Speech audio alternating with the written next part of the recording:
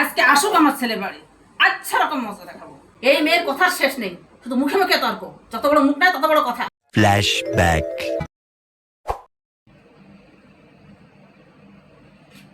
কি অবস্থা ফ্রিজের, আমি বাড়ি নেই আর একটু ফ্রিজে হাতই দেয়নি।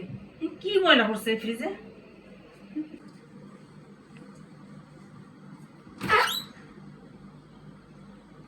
এই বৌমা, ফ্রিজে সেদিন এতগুলো ডিম রেখে গেলাম, ডিমগুলো কোথায় গেল?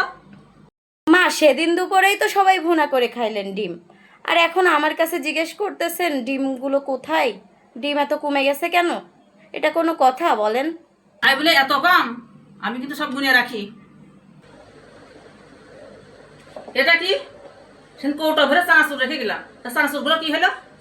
সেদিন বিকালেই তো সবাই মিলে চানাচুর মুড়ি মাখিয়ে খেলেন, আর এখন জিজ্ঞেস করতেছেন চানাচুর সব শেষ হয়ে গেছে?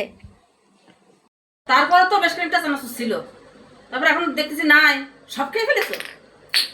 খাওয়ার সময় আপনিই তো বলেন যে আর একটু দাও, আর একটু বাড়িয়ে দাও, আর শেষ হয়ে গেলে তখন আমাকে বলেন যে কেন শেষ হয়ে গেল, আমার কাছে হিসাব চান।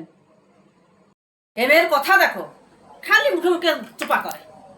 একটা কথা কান খুলে শুনে রাখো, এবার থেকে যা কিছু খাবা সবকিছু আমার কাছে শুনে তারপরে খাবা, ঠিক আছে? মা, একটা কথা বলি, আপনি তো সব সময় সবাইকে সব কিছু নিজের হাতে দেন, আর শেষ হয়ে গেলেই শুধু আমাকে জিজ্ঞাসা করেন। কেন, এগুলোকে আমি চুরি করে খাই নাকি আমার বাপের বাড়ি পাঠিয়ে দিই? এই মেয়ের কথার শেষ নেই, শুধু মুখে মুখে তর্ক, যত বড় মুখ নাই তত বড় কথা। আজকে আসুক আমার ছেলে বাড়ি, আচ্ছা রকম মজা দেখাবো।